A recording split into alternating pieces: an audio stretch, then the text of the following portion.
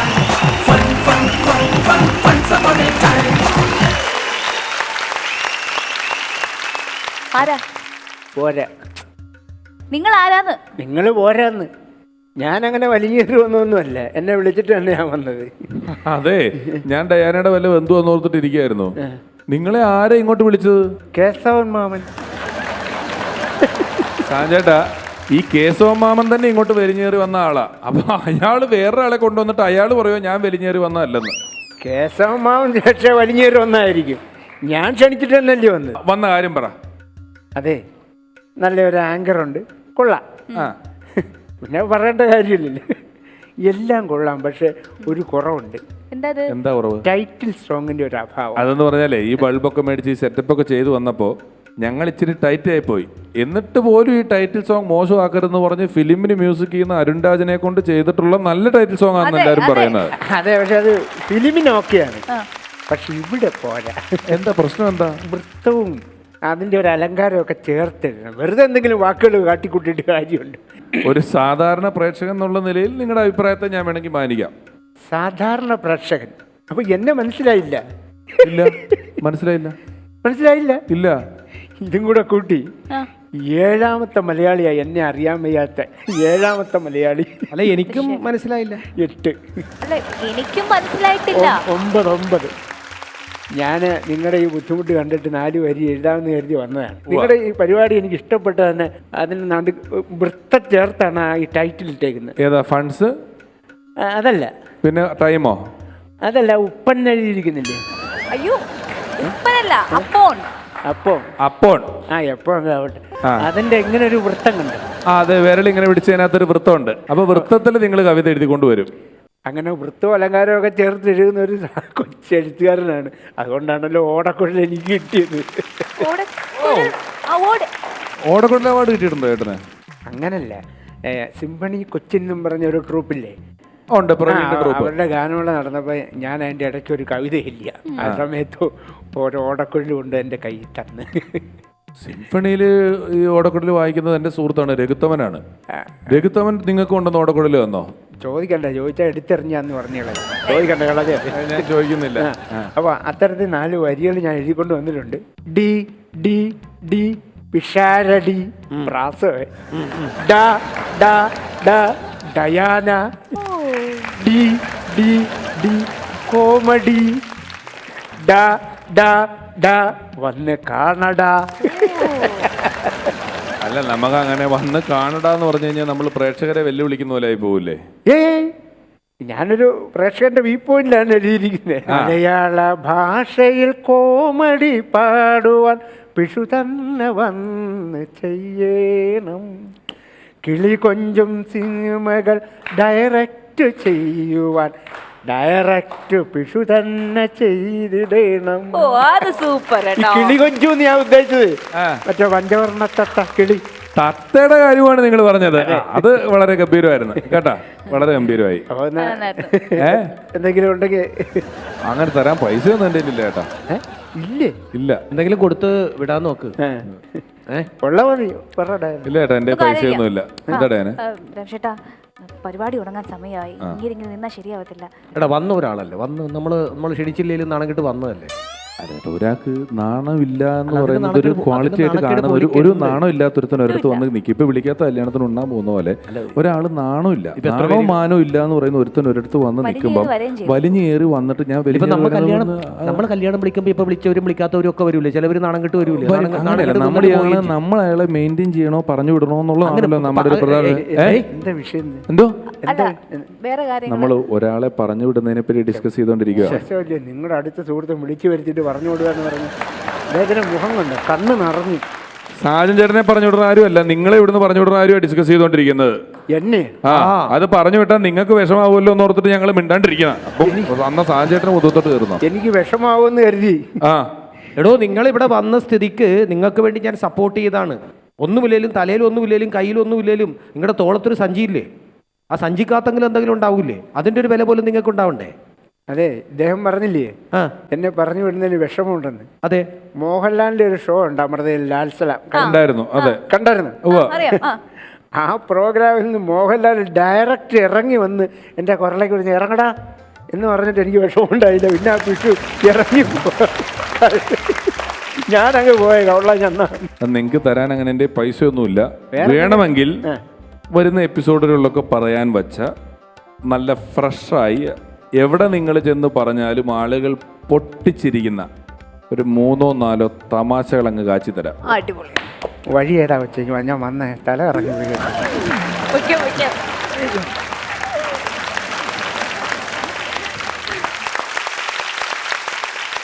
Okay. Sajan ചേട്ടാ, എങ്ങനെയുണ്ട് നമ്മുടെ സ്പോഞ്ച്? സാഞ്ചാന്റെ വിഷമായ സാഞ്ചാന്റെ ഇറക്കി അല്ല, അത് സ്വാഭാവികമായിട്ട് പുള്ളി ആണെന്ന് പുള്ളിക്ക് ബോധ്യപ്പെട്ട് കഴിഞ്ഞപ്പോൾ പുള്ളി എൻ്റെ ഇവിടേക്ക് എടുത്ത് വെച്ച് തന്നതാണ്. ആ മലയാള ഭാഷയെ വളരെ സ്നേഹിക്കുന്ന ഒരു വ്യക്തിയാണ് നമുക്ക് കാണാൻ കഴിഞ്ഞത്. അതെ, അദ്ദേഹം ഗാനരചയിതാവായത് വളരെ നല്ല കാര്യമല്ലേ. അതിലൊരു പാട്ടാണ് എനിക്ക് അദ്ദേഹം പറഞ്ഞു വന്ന ഒരു വരിയിൽ എവിടെയോ വന്നത്. മലയാള ഭാഷയെ കൊല ചെയ്യുവാനായി ഒരുപാട് പേരുണ്ട് ഈ നാട്ടിൽ, കിളികൊഞ്ചും മലയാള ഭാഷയെ കുലമാക്കി സായിപ്പിൻ ശൈലിയിൽ മൊഴിയുന്നു. ഉണ്ണി പിറക്കുമ്പോൾ ഡാഡിയും മമ്മിയും ഇംഗ്ലീഷ് സ്കൂളിലേക്ക് ഓടിടുന്നു.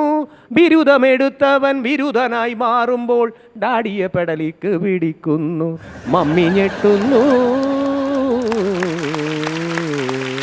മലയാളത്തെ സ്നേഹിക്കുന്നതാണെങ്കിൽ പോലും നമുക്ക് ഇംഗ്ലീഷിൽ മക്കളെ പഠിപ്പിക്കണമെന്നൊരാഗ്രഹം വരും. പക്ഷേ യഥാർത്ഥത്തിൽ മാതൃഭാഷയായ മലയാളത്തെ സ്നേഹിക്കുകയും മലയാളം നന്നായിട്ട് പറയാൻ പഠിക്കുകയും മലയാളത്തെ മാറോടണക്കുകയും ചെയ്യേണ്ടവരാണ് മലയാളികൾ. അതെ, അതിന്റെ കൂടെയാണ് ഇംഗ്ലീഷും കൂടെ പഠിക്കേണ്ടത്.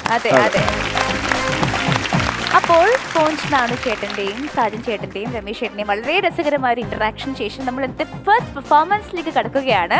Let's welcome the performer of this episode and that is Jose from Thrissur.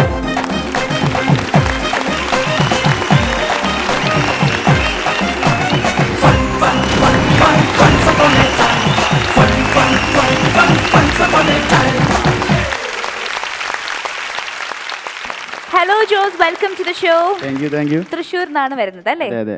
Jose എന്ത് ചെയ്യുന്നു? പഠിക്കുവാണോ, വർക്ക് ചെയ്യുവാണോ? ഞാനിപ്പോ ലുക്കിംഗ് ഫോർ ഓപ്പർച്യൂണിറ്റീസ് ആണ്. എന്ത് ഓപ്പർച്യൂണിറ്റീസ്? അങ്ങനെയല്ല, എന്ത് കിട്ടിയാലും ചെയ്യും. എന്ത് കിട്ടിയാലും ചെയ്യും? രമേശ് ചേട്ടാ, എന്ത് കിട്ടിയാലും ചെയ്യും? അങ്ങനെ ഒരുപാട് നമ്മുടെ ഇപ്പൊ കുറെ ജോലികളൊക്കെ പല സ്ഥലത്ത് പോയും വരികയൊക്കെ ചെയ്തിട്ടുണ്ടോ അല്ലേ? സാമൂഹ്യ സ്ഥിതി അതാണ്. അപ്പൊ LFO. ഓക്കെ ജോസ്, പെർഫോമൻസിലേക്ക് കടക്കാം. All the best. Thank you. Welcome to the show. Funs upon a time എന്ന ഈ ഷോയിലേക്ക് നിങ്ങളെല്ലാവരും ഞാൻ ഹാർദവമായി സ്വാഗതം ചെയ്യുന്നു. ഞാൻ എന്നെ തന്നെ പരിചയപ്പെടുത്താം. എൻ്റെ പേര് ജോസ്. നിങ്ങളെല്ലാവരും ചിരിപ്പിക്കാൻ വന്ന ഒരേ ഒരു ബോസ്. യുവത്വത്തിന്റെ പടിക്കെട്ടുകൾ കയറിക്കൊണ്ടിരിക്കുന്ന എനിക്ക് വയസ്സ് 22. ഞാൻ വരുന്നത് പൂരങ്ങളുടെ നഗരി എന്നറിയപ്പെടുന്ന കേരളത്തിന്റെ സാംസ്കാരിക നഗരമായ ആനപ്രേമികളുടെ നാടായ തൃശ്ശൂരിൽ നിന്നാണ്. പിന്നെ സിംഗിളാണ് കേട്ടോ. അപ്പൊ നമുക്ക് നേരെ നമ്മുടെ കഥയിലേക്ക് കടക്കാം. നമ്മുടെ കഥയുടെ പേരാണ് AJ ജോസുട്ടൻ സിൻസ് 1998. കളകള നദികളൊഴുകുന്ന കുന്നിൻ ചെരിയുള്ള അരുവികളൊഴുകുന്ന ക്ലാക് ക്ലാക് ലേക്ലു എന്ന് പറഞ്ഞ് പക്ഷികൾ പാറി നടക്കുന്ന മാമല നാടായ മാഞ്ചോല നാടിൻ്റെ ഒരു പ്രാന്തപ്രദേശത്താണ് ഈ കഥ നടക്കുന്നത്. 1998 ഡിസംബർ 5 അന്ന് 2 കാര്യങ്ങൾ സംഭവിച്ചു. ഒന്ന്, എൻ്റെ അപ്പമാഴ കൃഷി തുടങ്ങി. അതോടൊപ്പം തന്നെ അന്തിപ്പൊൻ പറമ്പിൽ ജോമൻ മകൻ ജോസഫ് എന്ന ഞാൻ ജനിച്ചു. യുവകോമള സുന്ദരൻ.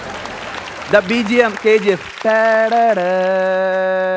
അപ്പൊ നിങ്ങൾ വിചാരിക്കും, എന്താ അപ്പൻ്റെ പേര് ജോമോ ഫ്രീക്ക് ഔട്ട്, നിന്റെ പേരെന്താ ജോസഫ് എന്ന് ഓൾഡായെന്ന്. അതെ, അപ്പൻ്റെ അപ്പാപ്പുണ്ട്. അപ്പന് വലിയ താല്പര്യമില്ല. അതുകൊണ്ട് അപ്പൻ്റെ അപ്പാപ്പൻ്റെ പേര് എന്നെ നിക്ഷേപിച്ചു. അന്ന് മുതൽ ഞാനും എൻ്റെ അപ്പനും നമ്മളൊരു ശീതകാല യുദ്ധം ആരംഭിക്കുകയായിരുന്നു.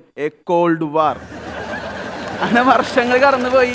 ഞാനും വളർന്നു. എൻ്റെ മുടിയിൽ അതിനോടൊപ്പം നല്ലപോലെ തഴച്ചു വളർന്നു. അങ്ങനെ സ്നേഹത്തോടെ നാട്ടുകാർ വളർന്നപ്പോൾ ജോസ് മോനെ, ജോസുട്ടി, ജോസുട്ടാ, ജോസേ അങ്ങനെ അവരെന്നെ സ്നേഹത്തോടെ വിളിച്ചു. അങ്ങനെ അൽത്താരബാലനായിട്ട് ഞാൻ ആൾത്താരന് വീഞ്ഞ് കട്ടുപിടിച്ചു. പിന്നെ സ്തോത്രക്കാജിന് കൈയിട്ട് വരും. അച്ഛൻ്റെ റിച്ച് ഫുഡൊക്കെ കട്ടെടുത്ത് തിന്നു. ഓസിന് ഫ്രീ ആയിട്ട് ടൂറൊക്കെ പോയി. അതായിരുന്നു സുവർണ്ണ കാലഘട്ടം. അങ്ങനെ ഞായറാഴ്ച വിസ്തു കുർബാന മധ്യേ ഞാൻ സ്ത്രീകളുടെ ഭാഗത്തോടെ സ്തുതി കൊടുത്തു പോകുമ്പോൾ എനിക്ക് പെട്ടെന്ന് ഒരു സ്പാർക്ക് ഉണ്ടായി. Lallu please step back, so I had A spark. നിനക്ക് സ്പാർക്കില്ലാത്തൊരു മാറുന്നു. നല്ല കണ്ണുകൾ ഒരുത്തി അവളെ നോക്കി. അതേസമയം അൽത്താരയിൽ കന്യാസ്ത്രമാർ നൃത്ത ചുവടുകൾ ആരംഭിച്ചിരുന്നു. പിയാനോ ചേട്ടൻ വീണ മീട്ടാൻ തുടങ്ങി. പ്രശസ്തനായ ന്യൂജൻ കവി ഹിപ്ഹോപ്പ് തമിഴ അവളെ നോക്കി ഇങ്ങനെ രചിച്ചു. അൽത്താരക്ക ഒരു സംഘം ഇങ്ങനെ ആലപിച്ചു. താളം പിടിച്ചോട്ടാ. Beat beat.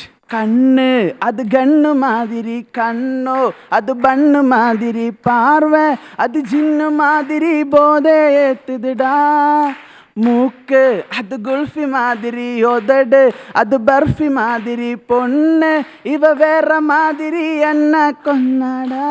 കൂടുതൽ പാട്ടുപാടി സംഗീതത്തിൽ ആരാധകരുണ്ടൊക്കെ ആഗ്രഹിക്കാത്തതുകൊണ്ട് നമുക്ക് നിർത്താം. നമുക്ക് വീണ്ടും കഥയിലേക്ക് കടക്കാം. അന്ന് രാത്രിയുടെ യാമങ്ങളിൽ എൻ്റെ സ്വപ്നങ്ങളിൽ മൊത്തം അവളായിരുന്നു. ഞാൻ അവളെ പറ്റി അന്വേഷിച്ചു. മുട്ടറ്റം വരെ മുടിയുള്ള, കാലിൻ്റെ അല്ല കൈൻ്റെ മുട്ടറ്റം വരെ മുടിയുള്ള, കൊല്ലുന്നതിന് ശരീരമുള്ള, ചിരിക്കുമ്പോൾ നുണക്കുഴി കാണുന്ന കാന്തക്കണ്ണഴകി. അവളുടെ പേരാണ് സ്നേഹ ജോസഫ് ബദലഹം. സ്നേഹമുള്ള സ്നേഹ. അതെ, എൻ്റെ പേരും ജോസഫ്, അവളുടെ അപ്പൻ്റെ പേരും Joseph. We are mad for each other. What a village ബ്യൂട്ടിയിലെ. പിന്നെ അവളെ കാണാൻ വേണ്ടി വൈകുന്നേരങ്ങളിൽ ഞാൻ പള്ളിയുടെ മതിലും ഇങ്ങനെ ഇരിക്കും. ഞങ്ങൾ തമ്മിൽ പരസ്പരം സംസാരിച്ചിട്ടൊന്നുമില്ലെങ്കിലും അവളുടെ ആ നടപ്പും എൻ്റെ ആ ഇരിപ്പും കണ്ട് നാട്ടുകാർ പറഞ്ഞ് നാട്ടിലാകെ പാട്ടായി. എന്ത്, ഞാൻ അവൾ തമ്മിൽ പ്രണയത്തിലാന്ന്. മഞ്ചോല റെഡ് FM 93.2.5 നാട്ടിലെങ്കും പാട്ടാക്കി. വാട്ടെ വില്ലേജ് ബ്യൂട്ടിയിലെ. അങ്ങനെ ഞാൻ അവളെ പ്രപ്പോസ് ചെയ്യാൻ തീരുമാനിച്ചു. അപ്പോഴാണ് ആ മിറാക്കിൾ നടന്നത്. അവൾക്കും എന്നെ ഇഷ്ടമായിരുന്നു. റൊമാൻറ്റിക് സീനാണ്, മുഖത്ത് നോക്കിയാൽ മാത്രമേ മനസ്സിലാവുള്ളൂ. പിന്നെ ഞങ്ങൾ നിങ്ങളായി. ഇനി കുറച്ച് ട്രാജിക് സീൻസുകളാണ്. വർഷങ്ങൾ കടന്നുപോയി. അതോടൊപ്പം ഞാനും വളർന്നു. പതിയെ എൻ്റെ മുടിയെല്ലാം കൊഴിഞ്ഞു തുടങ്ങി. ഒരു കാലഘട്ടം നമ്മളെല്ലാവരും ഫേസ് ചെയ്യുന്ന ഒരു കാലഘട്ടം. അങ്ങനെ റീസെൻ്റ്ലി നൗ ഞാൻ നമ്മുടെ ജോജി സിനിമയോട് ഉമ്മർത്തിരിക്കുകയായിരുന്നു. അപ്പോൾ നമ്മളെല്ലാവരും വീട്ടിൽ വരുന്ന ആക്രി ചേട്ടൻ വന്നിട്ട് പറഞ്ഞു, ഈ വീട്ടിൽ ആവശ്യമില്ലാത്ത ഉപയോഗമില്ലാത്ത വല്ല സാധനങ്ങളുണ്ടെങ്കിൽ തന്നു പറഞ്ഞു. അപ്പം എൻ്റെ സ്നേഹനിധിയായ അപ്പം വന്നിട്ട് പറഞ്ഞു, എന്താ പറയുക, എത്ര വില കിട്ടും? അപ്പോൾ തൂക്കത്തിന് നല്ല വിലയുണ്ട് എന്ന് പറഞ്ഞു. ഒരു 90 കിലോ എത്ര കിട്ടുക? 90 കിലോ നല്ല റേറ്റ് ഇട്ടാട്ടെ ആ സാധനം. എന്നെ ചൂണ്ടിക്കൊണ്ട് അപ്പം പറയാം, ഈ മുതലിനെ എടുത്തോണ്ട് വെക്കും, ഇതിന് വീട്ടിൽ ആവശ്യമില്ല ഒരു ഉപകാരം എടുത്തോണ്ട് വെക്കുന്നു. അപ്പോൾ തന്നെ എൻ്റെ സ്നേഹയുടെ കോള് വന്നു. ഞാൻ എടുത്തു. അപ്പോൾ അവൾ പറഞ്ഞു, ഇടാ നാളെ നമ്മൾ സ്ഥിരം കാണുന്ന സ്ഥലത്ത് വരണം, ഒരു കാര്യം വേണമെന്ന് പറഞ്ഞു. അപ്പോൾ തന്നെ എനിക്ക് എന്തോ ചെറിയ മണടിച്ചു. കാരണം ബ്രേക്കപ്പ് ആയിരിക്കും. കാരണം 2-3 വട്ടം അറ്റംപ്റ്റ് ചെയ്തുള്ളതാണ്. അപ്പോൾ ഞാൻ പിറ്റേ ദിവസം അവളെ കാണാൻ വേണ്ടിയിട്ട് അവളെ കാണാൻ വേണ്ടി പോകായിരുന്നു. അപ്പോൾ നാട്ടിലെ പ്രധാനപ്പെട്ട അമ്മാവൻ, എല്ലാ നാട്ടിലും ഉണ്ടാവില്ല പ്രധാനപ്പെട്ട ഒരു അമ്മാവൻ, ആളെന്നെ നോക്കി പറയാ, നിന്റെ തലയിലെ മുടിയൊക്കെ കൊഴിഞ്ഞു തുടങ്ങിയിട്ട് ചക്ക, നിനക്ക് പെണ്ണ് കിട്ടുമോ? ജോജിയുടെ എഫക്റ്റിലിരിക്കണം. ഞാൻ പറഞ്ഞു, ഓ നിങ്ങളാണല്ലോ നാട്ടിലെല്ലാ പെൺപിള്ളേരും എന്താ, ഒന്ന് പോടോ. ബാക്കി ഞാൻ പറയുന്നില്ല. അങ്ങനെ ഞാൻ 2-3 വർഷം മുമ്പ് ഞാൻ തല നിറയെ മുടി പോയി നടക്കുന്ന സമയത്ത് എന്നെ നോക്കി ഇയാൾ പറഞ്ഞ ഡയലോഗ് ഇപ്പോഴും ഓർമ്മയുണ്ട്. എടാ തല മൊത്തം കാടാണല്ലോ, നീ എന്താ കഞ്ചാവാണോ ചക്ക, നിനക്കൊന്നും പെണ്ണ് കിട്ടില്ല എന്ന്. ആ മനുഷ്യനാണ് ഇപ്പം എന്നെ നോക്കിയിട്ട് പറഞ്ഞത്. ആട്ടെ വില്ലേജ് ബ്യൂട്ടി. ഇതിനൊന്നും നോക്കിയില്ല. ഞാൻ നേരെ അവളെ അടുത്ത് തന്നു. അവളെന്നെ മുഖത്തടിച്ച് പറഞ്ഞു, ലെറ്റ്സ് ബ്രേക്കപ്പ് എന്ന്. ഞാൻ ചോദിച്ചു, വൈ ദ റീസൺ? അപ്പോൾ അവള് പറയാ, എടാ നിന്റെ തലയിലെ മുടിയൊക്കെ കഴിഞ്ഞാൽ നമുക്ക് ഈ ബന്ധം തുടരാൻ പറ്റില്ല എന്ന്. Are you shock? I am very very shock. ഞാൻ മനസ്സിൽ ചോദിച്ചു, ഇതെല്ലാം ഒരു റീസൺ ആണോ? അപ്പോൾ അവള് മനസ്സിൽ പറഞ്ഞിട്ടുണ്ടാവും, ദിസ് ഈസ് മൈ എന്റർടൈൻമെന്റ്. അങ്ങനെ പൊന്മുട്ടോടെ ഇരുന്ന താറാവില് നമ്മുടെ ഉർവശേജി തുടങ്ങിയ പാരമ്പര്യം അവളിത് കാത്തു സൂക്ഷിച്ചുകൊണ്ടിരിക്കുകയാണ്. ഇതിന്റെ പ്രധാന കാരണം വെച്ചാൽ അച്ഛൻ്റെ നെഞ്ചുവേന, ബാങ്ക് ലോണ്, വീട് പണയത്തിലാണെന്നുള്ള നാടകത്തിന് ശേഷം അവൾ ഇറക്കിയ പുതിയ നാടകമാണ്. ഞാൻ അന്വേഷിച്ചു, നമുക്ക് അന്വേഷിക്കാണ്ടിരിക്കാൻ പറ്റില്ലല്ലോ. അപ്പോഴറിഞ്ഞത് ഗൾഫാരന് നല്ലൊരു ആലോചന വന്നിട്ടുണ്ട്. നമ്മൾ നൈസായി ഒഴിവാക്കി. നമ്മളതിനെ പിന്നെ പ്രഷർ ചെയ്യാൻ പോയില്ല. അങ്ങനെ അപ്പം നിങ്ങൾ വിചാരിക്കും ഞാനിപ്പോൾ കടലോരത്ത് ഇവനെ മാനസമൈന പാടി നടക്കാവുന്നു. അങ്ങനെ ഞാൻ പാടി നടക്കുമ്പോൾ എൻ്റെ മുമ്പ് 2 സുന്ദരികളായി പെൺകുട്ടികൾ വന്നു. ഡയാന ചേച്ചിയുടെ പോലെയൊക്കെ അല്ല സുന്ദരികളായിട്ട് പെൺകുട്ടികൾ വന്നു. അപ്പം ഞാൻ റൊമാൻറ്റിക് ലുക്ക് കൊടുക്കണമല്ലോ. അപ്പം നമ്മൾ സാധാരണ റൊമാൻറ്റിക് ലുക്ക് എങ്ങനെയല്ലേ, ഞാൻ റൊമാൻറ്റിക് ലുക്ക് കൊടുത്തു. അപ്പം തന്നെ സ്നേഹത്തോടെ 5-10 മിനിറ്റ് എൻ്റെ കയ്യിലേക്ക് പറഞ്ഞു വന്നു. ഞാൻ ചോദിച്ചു, വൈ ആർ യു കമ്മിങ്? അപ്പം എൻ്റെ മുടി എന്നോട് പറയാ, മുടിയല്ല പുള്ളേന്ന്. ഞാൻ പിന്നെ ഒന്നും നോക്കിയില്ല. കയ്യിലുള്ള പൈസ വീശി എറിഞ്ഞൊരു തൊപ്പി അങ്ങ് തലയിൽ നോക്കി ഞാൻ കണ്ണാടി നമ്മൾ ലാല് പറയുന്ന പോലെ, നീ പൊള്ളിയാടാ, നീ ഒടുക്കത്തെ ഗ്ലാമറാടപ്പം, നീ വേറെ ലെവലാന്ന് ഞാൻ കണ്ണാടി നോക്കി പറഞ്ഞു. പക്ഷെ അപ്പോഴെൻ്റെ മനസ്സിലൊരു വാശി ഉണ്ടായിരുന്നു. എന്താ, എൻ്റെ തലയിൽ മുടി കൊഴിഞ്ഞു പോകണം, അവളുടെ മുമ്പിൽ തലനിറച്ച് മുടിയെ നടക്കണം എന്നുള്ള വാശി. ഞാനതിന് നമ്മുടെ പാവങ്ങളുടെ യൂണിവേഴ്സിറ്റി എന്നറിയപ്പെടുന്ന, ഒരു ചോദ്യം ചോദിച്ചാൽ 1000 ഉത്തരങ്ങൾ തരുന്ന നമ്മുടെ യൂട്യൂബ് യൂണിവേഴ്സിറ്റി, ഞാൻ യൂട്യൂബ് യൂണിവേഴ്സിറ്റിയെ സമീപിച്ചു. അപ്പോൾ ഞാൻ ഹൗ ടു മുടി വളർത്തുന്ന അടിച്ചപ്പോഴത്തേനും 1000 തംബ്നെയിലുകളും പിന്നെ കുറേ നൈസ് ഫോൺസുകളൊക്കെ വന്നു. അപ്പോൾ ഒരു സുന്ദരിയായ ഒരു പെൺകുട്ടി ഉണ്ടായിരുന്നു. അപ്പോൾ സുന്ദരി നമ്മൾ അവളുടെ തംബ്നെയിൽ ക്ലിക്ക് ചെയ്തു. അപ്പോൾ അവൾ പറഞ്ഞു, ആവണക്കെണ്ണ ഡെയിലി നല്ലപോലെ തലയിൽ തേച്ച് യൂസ് ചെയ്താൽ മതി മുടി വളർന്നു. ഞാൻ അപ്പോൾ പറഞ്ഞതല്ല, ഞാൻ പിന്നെ ഒന്നും നോക്കിയില്ല. ഞാൻ ആവണക്കെണ്ണ വാങ്ങി സെറ്റ് ചെയ്ത് തലയിൽ തേച്ച് 1, 2, 3 മാസമൊക്കെ അടഞ്ഞു പോയി. പക്ഷേ ഇത് സെറ്റാവണില്ല. പിന്നെ ഞാൻ ഒന്നും നോക്കിയില്ല. പിറ്റേ ദിവസം പാല കലക്കിയ കുടിച്ചു. പിന്നെ അന്ന് ആ ദിവസം നടന്ന എൻ്റെ മുടിയുടെ വളർച്ചയായിരുന്നില്ല, എന്നിലെ ചോർച്ചയായിരുന്നു. ഫുള്ള് ഔട്ട് ഓഫ് കൺട്രോളായിരുന്നു. What a toilet beauty. പക്ഷേ അതുകൊണ്ടൊന്നും ഞാൻ തളർന്നില്ല. അന്ന് നല്ലപോലെ തളർന്നു കേട്ടോ, വയ്യാണ്ടായി. അന്ന് അതിനുശേഷം ഞാൻ അവളെ വീണ്ടും പിന്തുടർന്നു. പിന്നെ അവള് പറഞ്ഞ പോലെ ഇഞ്ചി, പച്ചമുളക്, കറിവേപ്പില, സവാള, ഉള്ളി, വെള്ളുള്ളി, പിന്നെ വെളിച്ചെണ്ണ, പാമോയിൽ, നല്ലെണ്ണ, എന്തിന് മണ്ണെണ്ണ വരെ ഞാൻ തലയിൽ തേച്ചു. പലചരക്കടയിലെ ബില്ല് കുത്തന് പറഞ്ഞല്ല, അതെൻ്റെ തലയിൽ ഒരു മുടി പോലും കിളിർത്തില്ല. അതുകൊണ്ട് ഞാൻ ഭയങ്കര ഇതായി. ഞാൻ എല്ലാ ദേഷ്യവും കൂടിയിട്ട് ആ കമൻറ്റ് ബോക്സിൽ തീർത്തുന്നിട്ട് ഞാൻ പറഞ്ഞു, ഇനി ആ കൂടി തേക്ക എഞ്ചിൻ ഓയിൽ മാത്രമോ ബാക്കിയുള്ളതെന്ന്. അപ്പം എൻ്റെ കണ്ണുകൾ തള്ളിപ്പോയി. വേറെ ഒന്നും കൊണ്ടല്ല, ആ വീഡിയോ കിട്ടിയ ലേഖന 2 ഇരട്ടിലേക്ക് എൻ്റെ ഈ കമൻറ്റിന് മാത്രം കിട്ടിയത്. അപ്പം ഞാൻ മനസ്സിലാക്കി, ഐ എം നോട്ട് റോക്കി ബായ്, ഐ ആം ദ ഗ്യാങ്സ്റ്റർ. എൻ്റെ പിന്നിൽ 1000 പേരുണ്ട്. പിന്നെ ഗ്യാങ്ങുമായി വരുന്നവർ ഗ്യാങ്സ്റ്റർ, മോനുമായി വരുന്ന മോൺസ്റ്റാർ എന്നാണ് നമ്മുടെ രമേശേട്ടൻ പറഞ്ഞിട്ടുള്ളത്. സോഷ്യൽ മീഡിയ ജോസൂട്ടിന് എയറിൽ കയറ്റുമോ? ജോസൂട്ടിന് ഇനിയും പ്രണയം ഉണ്ടാകുമോ? അല്ലെങ്കിൽ ജോസൂട്ടൻ്റെ അപ്പൻ ജോസൂട്ടിനെ എടുത്ത് തൂക്കി വെക്കുമോ? അതെല്ലാം അറിയണമെങ്കിൽ നമുക്ക് ഞാൻ അടുത്ത എപ്പിസോഡിൽ കാണാം. പിന്നെ അടുത്ത എപ്പിസോഡിന് എന്നെ വിളിക്കണം. ഞാൻ വിളിച്ചാലാണ് നിങ്ങൾക്ക് കഥ കേൾക്കാൻ വല്ലത് പറഞ്ഞു നിർത്തുന്നത്. നന്ദി, നമസ്കാരം. ജോസൂട്ടാ കലക്കിലോ. ഐ എം സോ സോറി രമേശേട്ടാ, സഞ്ജയേട്ടാ, ഞാൻ പുള്ളിയെ ഭയങ്കര അണ്ടർ എസ്റ്റിമേറ്റ് ചെയ്തെന്ന് തോന്നുന്നു. കാരണം വന്ന് നിന്നപ്പോ ഇത് പറയും, കാരണം അവൻ അതിന്റെ ഇടയിൽ ഡയാന ചേച്ചി പോലെ സുന്ദരി. ജോസൂട്ടൻ ഞാൻ ഇതുവരെ വേറെ എന്തോ ഒരു ശൈലിയാ ജോസൂട്ടന്. ഏറ്റവും കൂടുതൽ സഹായിച്ചത് ഞാൻ പറയാം. ഞാൻ മനസ്സിൽ ആലോചിച്ച മുഴുവൻ കാര്യങ്ങളും ആദ്യത്തെ ഇന്റർവ്യൂവിൽ ഒറ്റയടിക്ക് പറഞ്ഞു. സാംസ്കാരിക കേന്ദ്രത്തിന്റെ നാടാണ്, പൂരങ്ങളുടെ നാടാണ് എന്നൊക്കെ പറഞ്ഞ ഭാഷയുടെ സ്വാധീനം ഇല്ലേ? ഏത് ഭാഷയുടെ സ്വാധീനം, മോഡുലേഷൻ എന്നല്ല. ജോസൂട്ടൻ ഇടയ്ക്ക് ടൈറ്റിൽ കാർഡ് പറയും, ഇടയ്ക്ക് ലോ ആംഗിൾ പറയും, വേറെ പറയും. ഭയങ്കര പരിപാടിയില്ല ജോസൂട്ടൻ. മാത്രമല്ല ജോസൂട്ടിന് ആവശ്യമില്ലാണ്ട് ഇംഗ്ലീഷ് ചേർക്കും. ഞാൻ ഈ സമയത്ത് നമ്മുടെയൊക്കെ ഞാനൊക്കെ എൻ്റെയൊക്കെ വളരെ സീനിയർ ആണെങ്കിലും ഇപ്പോൾ ഒന്നിച്ച് വർക്ക് ചെയ്തിട്ടുള്ള സാഗർ ഷിയാസ് എന്ന് പറയുന്ന ഷിയാസൊക്കെ ഈ അവസരത്തിൽ ആലോചിക്കണം. കാരണം അദ്ദേഹം ഇതുപോലെ ആവശ്യമില്ലാത്ത സ്ഥലത്ത് ഇംഗ്ലീഷ് ചേർത്ത് ഭയങ്കര കോമഡി ഉണ്ടാക്കുന്ന ആളാണ്. കള്ളിയങ്കാട്ട് ബ്ലൂലി എന്നൊക്കെ പറയും, കള്ളിയങ്കാട്ട് നീലിക്ക്. ചില സമയത്ത് ഒരു വാക്ക് ഇംഗ്ലീഷ് കയറുള്ളൂ, പക്ഷെ ആ ഇംഗ്ലീഷ് കയറുന്നത് നമുക്ക് ഭയങ്കര രസമുള്ള ഒരു രസമാണ്. അങ്ങനെ കുറെ ഇംഗ്ലീഷ് വാക്കുകൾ, പരിപാടികൾ. ചുരുട്ടി വെച്ച റിബൺ ആയിരുന്നു. ചുരുട്ടി വെച്ച റിബൺ എന്ന് പറഞ്ഞാൽ നമ്മൾ അഴിച്ചു വിടുമ്പോൾ കൃത്യമായിട്ടേ ഇങ്ങനെ പോരുള്ളൂ. അതിന്റെ ഒരു വരവുണ്ടായിരുന്നു. ഓക്കെ ജോസൂട്ടി, അടിപൊളിയായിരുന്ന പെർഫോമൻസ് എല്ലാവർക്കും ഇഷ്ടമായി. Keep it up. വീണ്ടും ഈ ഫ്ലോറിൽ എത്തണം. All the best. Thank U. Sajan ചേട്ടൻ്റെ പ്രോഗ്രാംസ് ഒക്കെ ഞാൻ കുഞ്ഞുനാൾ മുതലേ ഈ ഏഷ്യനെറ്റും സൂര്യക്ക് തുടങ്ങുന്ന കാലം മുതലെയുള്ള പ്രോഗ്രാംസ് എല്ലാം കാണാറുണ്ട്. ഒക്കെയാണ്. എനിക്ക് ആദ്യമായിട്ട് പുള്ളിയെ നേരിട്ട് കണ്ട് കൂടെ വർക്ക് ചെയ്യാനുള്ള ഒരു ഓപ്പർച്യൂണിറ്റി റീസെൻ്റ് ആയിട്ട് കിട്ടി. അപ്പോൾ ഒരുപാട് സന്തോഷം അതിൽ. സഞ്ജയേട്ടാ, ഒരു കാര്യം ഞാൻ പുള്ളിയിൽ നിന്ന് പറഞ്ഞ് മനസ്സിലാക്കിയത്, ഹിസ് എ ട്രൂ ആർട്ടിസ്റ്റ്. വേറെ കൊണ്ടല്ല. ഇപ്പോൾ ഡയറക്ടർ ഞാൻ അന്ന് ഒബ്സർവ് ചെയ്തൊരു കാര്യമാണ്, അദ്ദേഹം സന്ദർഭം മാത്രമേ പറഞ്ഞു കൊടുക്കുന്നുള്ളൂ. കോമഡി രംഗമാണ്, വേറെ ഒന്നും പറഞ്ഞു കൊടുക്കുന്നില്ല. ഇതാണ് സിറ്റുവേഷൻ. അദ്ദേഹം ഒരു ഫോട്ടോഗ്രാഫറായിട്ടാണ് വർക്ക് ചെയ്യുന്നത്, അഭിനയിക്കുന്നത്. എന്നാൽ ക്യാമറ റോൾ ചെയ്തതിന് ശേഷം ആ ഫോട്ടോഗ്രാഫറിന് ആ കഥാപാത്രത്തിൽ ഏറ്റവും മെച്ചപ്പെട്ട, ഏറ്റവും നന്നായിട്ട് എങ്ങനെയൊക്കെ ചെയ്യാൻ പറ്റുമോ. ലൊക്കേഷൻ എത്ര പ്രാവശ്യം എന്നെ വിളിച്ചു എന്നറിയാമോ?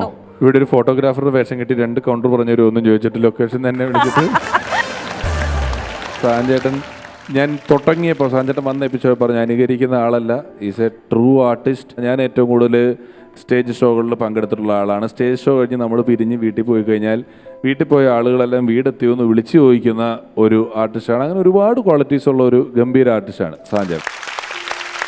എന്നെ ഇപ്പോഴും അറിയപ്പെടുന്ന ഒരു മിമിക്രി കലാകാരനാണ്. അപ്പോൾ നമുക്ക് എല്ലാവർക്കും തന്നിരിക്കുന്ന കഴിവുകളെ നമ്മൾ അതിന് ചുറ്റുപാടുമുള്ള ആളുകളെ, എൻ്റെ അടുത്ത് നിൽക്കണവനും നന്നായാൽ മാത്രമേ ആ സീൻ നന്നാവുള്ളൂ. അതിനെക്കുറിച്ചൊക്കെ നമ്മൾ എപ്പോഴും ചിന്തിക്കുകയും പറയും. അതുകൊണ്ടാണ് നമ്മുടെ കാസറ്റുകളിൽ ഒരു കൈനോട്ടക്കാരനും ഒരു മരുന്ന് കച്ചവടക്കാരനും ഒരു ബോംബുണ്ടാക്കുന്ന ആളും ഒരു എണ്ണപ്പലഹാരം വെക്കുന്ന ആളും ചായക്കടക്കാരനും ഒക്കെ വരുന്നത്. സാധാരണക്കാരൻ്റെ ഇടകളിൽ ഇത്രയും കഥാപാത്രങ്ങൾ എപ്പോഴും കൂടുതലും നിൽക്കും. ഡയാനയുടെ കൈയൊന്ന് നോക്കാൻ പറ്റുമോ? തങ്കം മണക്കില്ല, തവളക്ക് പല്ലില്ല, തെക്കേല മുസാക്ക് 2 പല്ല്, ഊർക്കി തട്ടില്ല, ഉപ്പ് മുളകില്ല, ഉലകില മാറ്റങ്ങൾ കറ്റമില്ല. ഉത്രാടത്തിൽ വന്ന പത്രാളം കാരണം ഇക്കൊല്ലം പെരുന്നാൾ വൈകി വന്നേ. ഉണ്ണിക്ക് പമ്പരം ചോദ്യത്തിന് ഉത്തരം, ഇത്താക്ക് നല്ലൊരു പാദസരം. പപ്പടം കായ്ക്കില്ല, തീയില്ല, ചൂടില്ല, ചുക്കു ചേരാത്ത കഷായമില്ല. പാലിനെ കയ്പില്ല, പഴഞ്ചൊല്ലി പതിരില്ല, പച്ചോല പാമ്പിനി പത്തിയില്ല. ഞായറ് തന്നതോ തിങ്കൾ തന്നതോ ഞാവൽ പൂവേ നിന്റെ സ്വർണ്ണ നിറം. മകരത്തിൽ മഴയില്ല, മഞ്ഞിനി ചൂടില്ല, മലയാളി പെണ്ണോളം നല്ലതില്ല. വെള്ളിക്കും വെള്ളക്കും 7 അഴക്, എൻ്റെ എണ്ണ കറുമ്പിക്ക് 100 അഴക്. സുറുമകൾ എന്തിനി, മൈലാഞ്ചി എന്തിനി, പൊന്നും കൂടെ തിനി പൊട്ടന്തിനി. Thank you so much Sajan ചേട്ടാ.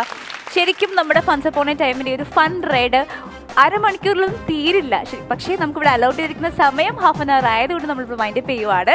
രസകരമായ മറ്റൊരു എപ്പിസോഡിലൂടെ നമുക്ക് വീണ്ടും കാണാം. Until then, it's bye from Fun Support Time.